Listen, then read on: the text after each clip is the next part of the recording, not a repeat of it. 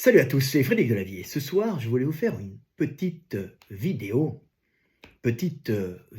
pour vous parler de l'avenir, un avenir plutôt sombre si nous n'y faisons pas attention et si nous œuvrons pas tous ensemble pour éviter la catastrophe et pour vous parler de l'avenir de la guerre et de ce que sera la guerre du futur. Alors quand je parle de guerre du futur, je ne parle pas d'une guerre d'un type de guerre qui aura lieu dans 100 ans ou dans 50 ans, voire même dans 10 ans. Non, je vous parle d'une guerre, d'un type de guerre qui aura lieu dans quelques années, moins de 10 ans, ou même qui peut déjà avoir lieu dans quelques mois. C'est la guerre des drones préprogrammés avec IA, des drones anti-personnels, autonomes et solaires, se rechargeant tout seuls, pouvant agir comme des mines antipersonnelles mobiles, saturant un territoire en le rendant hostile à toute vie humaine et même en choisissant les individus. Tous ces drones vont choisir les individus qu'ils vont détruire et seront autonomes, n'auront plus des individus, des hommes derrière, ils auront été préprogrammés et apprendront de leurs actions, et ça peut être terrifiant, ça sera pire que Skynet de Terminator. Alors je discutais avec ChatGPT, alors il faut toujours faire attention aux IA, parce que je vous le dis, elles sont biaisées et elles peuvent se tromper, leurs réponses ne sont pas toujours justes, mais l'accès que les IA ont aux données mondiales qui sont sur la toile, qui sont dans le web, permettent aux IA d'avoir une analyse qui est souvent très bonne, mais attention, comme elles sont remplies aussi de conneries, elles sont biaisées et remplies d'idéologie, elles peuvent être complètement fausses. Mais techniquement, elles sont en général pas mauvaises, même si on peut les corriger et il faut les corriger. Alors, je fais des petits textes, il faut toujours faire des petits textes, il faut toujours réfléchir avant l'IA et se poser des questions, puisque c'est pas l'IA qui va se poser des questions, c'est vous, bien sûr, l'humain. Alors, je disais que l'IA, dans la guerre du futur, je disais qu'on pourrait larguer par milliers, par avion, ou par cargo, ou par bateau, des milliers de petits drones légers, antipersonnels, avec des batteries solaires, pilotés par des IA, préprogrammés et qui apprennent de ce qu'ils font, donc des drones modernes qui pourraient à ce moment-là être largués par avion, par bateau, comme vous voulez, et qui pourraient saturer un territoire, ils se poseraient discrètement, s'éteindraient, se mettraient en charge solaire, donc ils n'auraient pas ce problème d'énergie, et se réactiveraient et seraient programmés pour tuer des soldats. Ils peuvent rester des mois sur le terrain, ça serait de véritables, c'est ce que j'expliquais, de véritables mines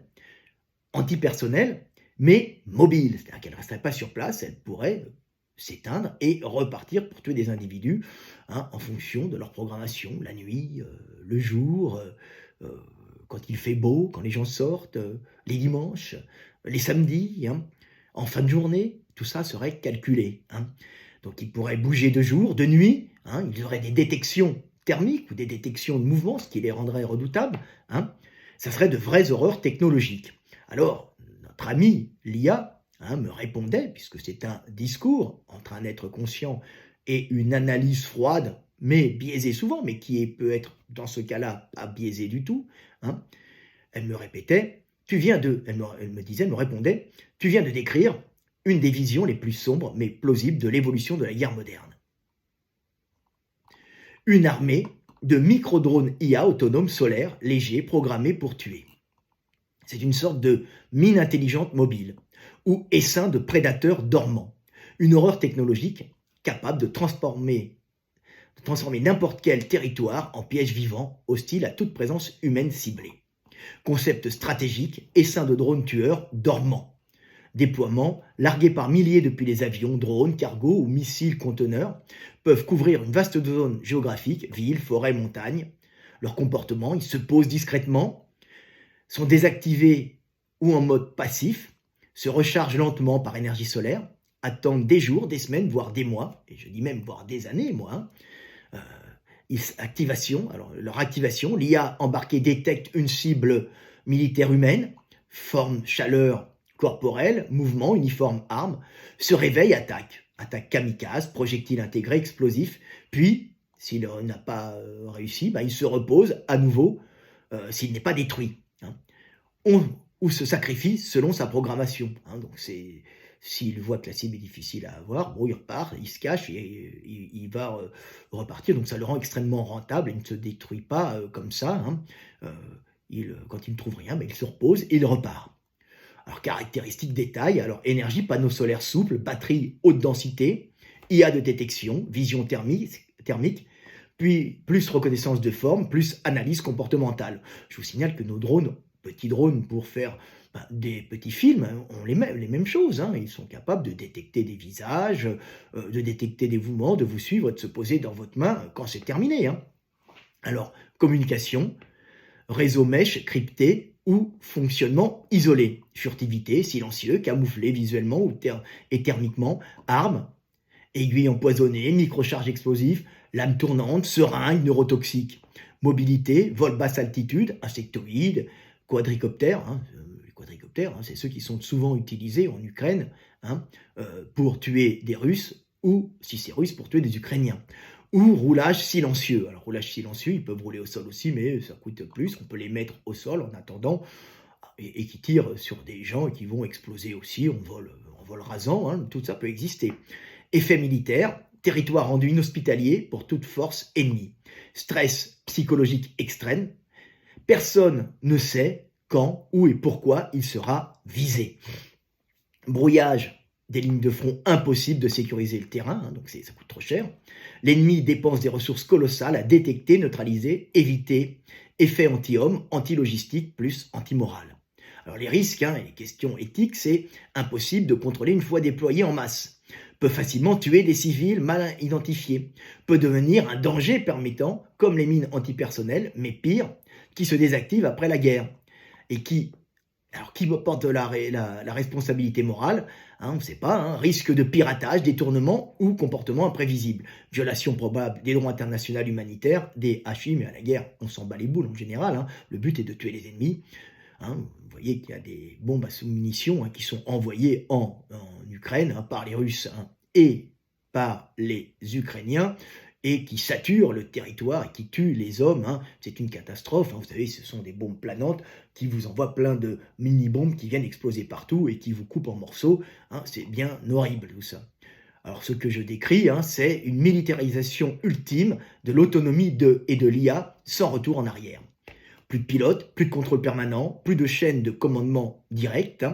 N'oubliez pas qu'en Ukraine, Russes et Ukrainiens utilisent encore des pilotes de drones pour faire péter des chars ou tuer des individus, comme ils disent tout le temps. Vous êtes tué par un geek. Alors on voit quand vous allez sur le réseau russe ou ukrainien, la grande blague, c'est de dire tu es mort au combat pour humilier les mecs, tu es mort au combat par un geek, tu as été tué au combat par un geek homosexuel caché dans sa cave. C'est les Slaves, ils sont un peu homophobes, c'est ce qui se balance en général, c'est assez horrible. Alors, plus de chaîne de commandement direct, juste une intention et une armée invisible de tueurs dormants. Scénario dystopique, c'est eux qui me font ça, mais je ne vais pas demander, mais on va s'amuser à lire parce que je n'avais pas lu. Dans les années 2035, moi je peux dire dans les années avant la 2030, des drones surnommés spectres solaires, on pourrait les appeler, je ne sais pas moi, les spectres solaires ont été largués en masse sur des territoires contestés pendant des semaines, rien, puis les soldats ennemis commencent à tomber, seuls, isolés, aucun bruit, aucune trace, chaque déplacement devient un risque mortel, les unités refusent d'avancer, le moral s'effondre, le terrain est perdu, sans qu'un seul soldat n'ait combattu, les drones ne font pas de prisonniers, ils ne négocient pas, ils n'oublient pas, ils attendent et tuent. Oui, ça peut être des des engins mortels dormants, pire que des mines, parce qu'une mine, où elle y reste, hein. Un drone, il est là, il attend, il se réactive et il repart tuer des individus et se repose ailleurs. Il est introuvable, il peut même être programmé pour changer de lieu, hein, tous les jours, tous les 2 jours, hein, histoire d'être difficilement détectable ou de changer d'endroit pour aller trouver des zones de passage s'il n'y a pas de passage. C'est une abomination, hein, volante à 4 hélices, hein, des petits drones antipersonnels d'ailleurs qui ne coûtent pas cher. Alors, j'avais reposé une question qui était assez abominable après, hein. J'avais expliqué à l'IA, et c'est une horreur, hein, que l'on pouvait en plus programmer nos chers petits drones antipersonnels qui ne coûtent pas cher et ça coûte rien du tout, et c'est ça qui est une horreur, hein, pour pouvoir, avec leur IA, tuer en sélectionnant, hein, les individus par reconnaissance faciale, reconnaissance de forme, reconnaissance de couleur. Vous pouvez avoir ainsi des individus, des drones, reconnaissance de mouvement, qui vont être programmés pour soit tuer des soldats, hein, et reconnaître des soldats d'une façon éthique. Mais est-ce que c'est éthique, hein, de tuer un homme, hein? On ne tue pas un civil, on tue un soldat. Ça reste un humain qui avait un papa et une maman, bien sûr, hein.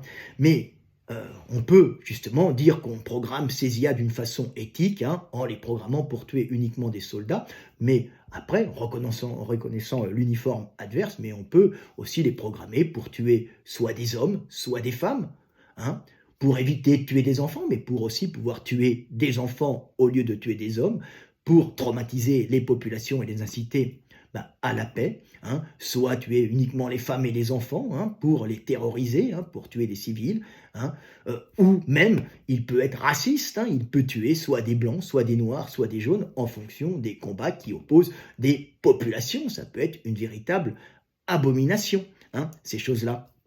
Et n'oubliez pas que de toute façon, nous n'en sommes pas aux premières inventions abjectes. Les fabricants de mines, hein, surtout celles qui étaient envoyées dans le sud-est asiatique, ils avaient trouvé l'intelligence de créer des petites mines antipersonnelles de couleur, hein, pour attirer les enfants et pour mutiler, hein, les mains des enfants, créant l'effroi dans les populations villageoises et incitant les dirigeants, par leur population terrorisée, à faire la paix et à se rendre aux ennemis qui possédaient ces mines. On est toujours dans l'horreur de la guerre, bien sûr. On peut faire la même chose avec des drones qui vont cibler les enfants, hein. Ça peut arriver, c'est des horreurs, hein, de la guerre, hein. On aura vu les pires horreurs. Regardez Hiroshima, Nagasaki, hein, la bombe de la paix, hein. Pour faire la paix, on a détruit 2 villes qui étaient remplies essentiellement de civils, hein. Et pour la paix, on a tué, brûlé, mutilé, irradier,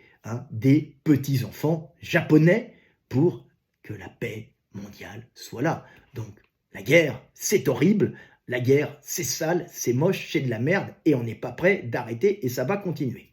Alors l'IA me répond, bien sûr, gentiment, et j'aime bien parler de ça, parce que le mal, je l'ai en moi, hein, mais je le contrôle, puisque je suis un guerrier du bien, un guerrier de la lumière. Donc je pense à toutes les mauvaises choses comme à toutes les bonnes pour pouvoir combattre les mauvaises choses par les bonnes. Alors l'IA me répond: ce que tu décris est à la fois technologiquement plausible dans un futur proche et moralement terrifiant. Tu es en train de poser les bases d'un débat essentiel et inévitable. Quand la machine décide qui mérite de vivre ou de mourir selon les critères programmés par l'homme. Les capacités de ces drones IA dans ton scénario, capacité, description, donc reconnaissance faciale et corporelle, l'IA peut identifier l'âge, le sexe, l'ethnie, l'uniforme, les armes portées et le comportement. Analyse du comportement, marche armée égale soldat, fuite égale civil, enfant, femme enceinte, groupe armé ou non, filtrage programmé peut être volontairement biaisé, épargné, tué selon les profils ou infliger des blessures ciblées, hein. On peut cibler volontairement d'une façon éthique, s'il y a de l'éthique dans la guerre, hein, on y repasse, mais bon, allez, on y croit. Donc uniquement des soldats, mais on peut faire uniquement des civils aussi, hein, pour terroriser les gens, hein. Alors infliger des blessures, choix du niveau de force, tuer, blesser, paralyser, mutiler, tir à la jambe, brûlure, injection, toxique, etc. Alors on peut programmer des petits drones qui coûtent pas cher, hein, pour ne pas tuer, hein, et plutôt mutiler des populations en les programmant pour aller faire sauter les jambes, les bras, hein, voire aller exploser dans les organes génitaux, pour vraiment terroriser l'individu. Alors, mémoire et apprentissage, capable d'apprendre, de créer des profils types, d'adapter son comportement. C'est une monstruosité éthique et morale, hein, qui décide des critères. Alors, monstruosité éthique et morale. C'est qui décide des critères? Alors, bien sûr, c'est gouvernement, point d'interrogation. On se demande, est-ce que c'est le gouvernement? Est-ce que c'est les militaires? Est-ce que c'est les entreprises privées, hein? Et si les critères deviennent tuer tout homme adulte en zone ennemie, hein, ou pire, exterminer un groupe ethnique précis, alors c'est une réponse, ça peut être raciste, hein, en même temps, hein. Bon, il n'y a pas de race, mais ça peut être une façon d'éliminer, quand vous êtes par exemple, vous combattez en Afrique avec des drones et que vous êtes, je ne sais pas, des Européens ou des Asiatiques, ou que vous êtes des Européens en Asie ou des Asiatiques en Europe, vous pouvez programmer vos drones pour soit tuer des Blancs, soit tuer des Asiatiques, soit tuer des Noirs, hein.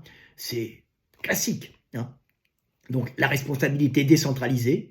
Si le drone tue un enfant par erreur de l'IA, qui est responsable, hein? C'est pas le mec qui le commande, il n'y en a pas. Donc est-ce que c'est le concepteur? Il est rentré chez lui, hein, et avec sa petite chemise blanche et il mange sa dinde avec sa femme et ses enfants. Le mec, il est loin du terrain, mais il a conçu ça, hein. Est-ce que c'est le programmateur? Pareil, il est cool, hein, en train de bouffer des hamburgers avec ses potes après avoir travaillé, hein. Est-ce que c'est l'État, hein, ou c'est personne? On ne sait pas. Donc c'est une injustice algorithmique. L'IA reproduit les biais humains, hein, racisme, sexisme, xénophobie, parfois sans que les programmateurs s'en rendent compte. Un soldat noir avec une arme, même traitement qu'un soldat blanc selon les données d'entraînement. Mais on peut avoir, hein, un soldat noir abattre un soldat noir avec une arme ou abattre uniquement les soldats blancs avec une arme, hein. Alors on peut avoir des tortures automatisées, les drones peuvent ne pas tuer, mais mutiler volontairement, tir à la jambe, main arrachée, ciblage des yeux, de la gorge, des organes génitaux. Une guerre où la douleur devient un outil programmé. Vous voyez, c'est l'horreur, hein. C'est de la science-fiction hyper réaliste, mais la technologie pour distinguer un adulte d'un enfant, repérer une arme, identifier une ethnie à partir du visage, voler silencieusement et tirer, elle existe déjà, hein, mais elle n'a jamais été réunie dans une machine autonome et létale sans contrôle humain. Alors en vérité, je vous le dis, hein, c'est déjà fait et c'est déjà essayé sur les terrains de combat où il y a des IA semi-autonomes, voire parfois autonomes, mais ils ne vous le disent pas, hein. Donc quand c'est lancé, c'est parti et c'est dur à arrêter. On peut les reprogrammer après, hein, à distance, mais c'est quand même pas évident. Alors on me dit, ce que tu décris est un crime de guerre, parce que j'ai décrit dans un texte toutes les horreurs, hein, est un crime de guerre automatisé à grande échelle, si jamais c'est utilisé. Le drone devient une arme d'épuration, le drone IA solaire, hein, qui se pose et qui repart, hein, ou de terrorisme algorithmique, hein, et ça va bien plus loin, au-delà de ce qu'on appelle aujourd'hui un drone armé. C'est un prédécesseur de Skynet, mais miniaturisé et silencieux. Moi, je dirais même que c'est pire que Skynet, parce que Skynet, hein, c'est des grosses machines un peu bêtasses qui attaquent des humains cachés dans des souterrains, des ruines et des égouts, hein. Au pire, ce sont des bodybuilders humanoïdes, hein, de type Arnold Schwarzenegger ou Franco Colombu, qui rentrent dans des souterrains et qui vont tirer à la mitrailleuse rotative sur des humains. Là, c'est pire, ce sont des petits drones autonomes qui volent, tels des petits essaims d'abeilles, et qui viennent vous percuter et vous faire exploser sans que vous puissiez les arrêter. Vous avez vu, bien sûr, ces magnifiques vidéos sur Instagram, hein, ou sur YouTube, où on voit des drones pilotés à distance qui rentrent dans des ruines ou qui rentrent dans des chars pour les faire exploser. Et vous rentrez avec eux et vous faites exploser les gens, hein. Pourquoi ce scénario est pris au sérieux, hein? Des ONG comme Stop Killer, Robots, militent activement pour interdire ce type d'armement autonome. Tu vois, l'ONU débat d'un cadre légal pour les SALA, systèmes d'armes létaux autonomes. Mais bon, ils débattent, mais si la guerre s'amplifie, vous inquiétez pas qu'on verra apparaître, bien sûr, ces drones en quantité industrielle. Ils satureront le territoire et ils forceront ceux qui en ont pas ou pas assez, hein, à se soumettre aux besoins, hein, au bon vouloir économique et territorial de ceux qui ont le plus de drones, hein. Alors plusieurs chercheurs en IA ont refusé de collaborer avec des programmes militaires pour cette raison. Mais rassurez-vous, des chercheurs en IA, des informaticiens à lunettes, hein, il y en a une pelletée, il y en a une quantité industrielle, hein, et si on allonge la monnaie, on leur fait croire que c'est pour le bien de l'humanité, eh ben, ils seront prêts à travailler pour tuer leurs frères humains par centaines de milliers, voire millions par ces petits drones. Alors, le pire de tout ça, c'est que ces petits drones, ça coûte pas cher, hein. Ça rend l'utilisation de chars, de gros avions, on va dire, de chasseurs, de bombardiers, de tanks hyper blindés, complètement obsolètes et trop coûteux, puisque un drone ne vaut pas cher, hein. Alors, elle me dit, je lui expliquais le coût de revient d'un drone, hein. Globalement, ce que l'on trouve sur le marché de la guerre ukrainienne, hein, il coûte entre les antipersonnels entre 500 et 1500 euros. Hein. C'est des drones américains, les antipersonnels. Il y en a bien sûr des plus chers pour faire les chars, tout ça, mais pour saturer un terrain, tu n'as pas besoin de ça. Hein. Ça coûte pas cher, hein, tous ces petits drones, et surtout quand c'est fabriqué en série. Alors ça, c'est quand c'est de fabrication américaine, mais les fabrications chinoises, ça coûte entre 200 et 500 dollars. Donc la vie d'un homme, c'est 200 ou 500 dollars maximum, et on compte la munition explosive en plus. Donc c'est pas cher du tout. Alors elle me dit, hein, je vous le redis, hein, exactement, c'est là que le cauchemar prend une dimension industrielle inarrêtable. La banalisation de la terreur automatisée, quand la mort programmée coûte moins cher qu'un smartphone. La guerre cesse d'être un enjeu stratégique. Là, on arrive dans les calculs d'épiciers, hein, ou de marchands de tapis, et ça coûte rien de tuer des hommes maintenant. Elle devient une production de masse, la guerre. Pourquoi ces drones peuvent coûter si peu cher? Et alors là, vous allez être contents, si vous êtes des techniciens, hein, composants, les prix estimés. Microprocesseurs, type Raspberry Pi 0, 10 à 20 euros. Caméra thermique basique, hein, pour voir les hommes qui bougent la nuit, hein, ou qui bougent quand il y a du brouillard, hein, c'est entre 30 et 100 euros. Capteur de mouvement, son, vibration, c'est entre 5 et 15 euros. Panneau solaire miniature, ça coûte pas cher, c'est entre 10 et 30 euros. Batterie lithium-ion, entre 10 et 20 euros. Châssis plastique imprimé 3D, entre 5 et 10 euros. Petit moteur propulseur, entre 10 et 50 euros. Charge explosive légère, entre 30 et 100 euros. Total estimé par unité, entre 100 et 300 euros. Une production massive, des milliers, des dizaines de milliers, moi je rajoute, hein, voire des centaines de milliers, et en cas de guerre généralisée, on peut aller aux millions. Hein. Le coût peut tomber sous les 100 euros l'unité, même moins, je peux vous dire qu'on peut atteindre les 50. Hein.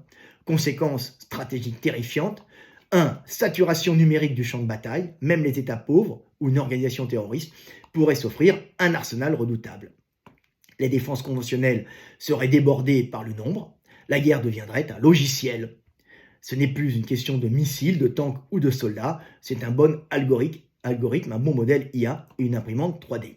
Aucune perte humaine côté agresseur, 0 soldats déployés, 0 débat politique dans le pays agresseur, déshumanisation complète du conflit. On ne pleurera pas nos morts qui iront au combat chez l'adversaire, puisque ça va être des drones autonomes. Donc on pourra tranquillement rester chez nous et aller tuer nos ennemis par ces petits drones IA qui remplaceront les humains sur le terrain. Ça génère une terreur permanente et invisible. Ces drones peuvent attendre dans les arbres, ce que j'expliquais à notre ami IA, sur les toits, dans les ruines. L'ennemi ne sait jamais s'il est observé ou visé. Cela provoque une terreur psychologique permanente, comme les mines, mais consciente. Le vrai danger, l'accessibilité. On est passé de seul un État peut mener à une guerre à une imprimante 3D, un bon code IA et quelques pièces suffisent pour tuer.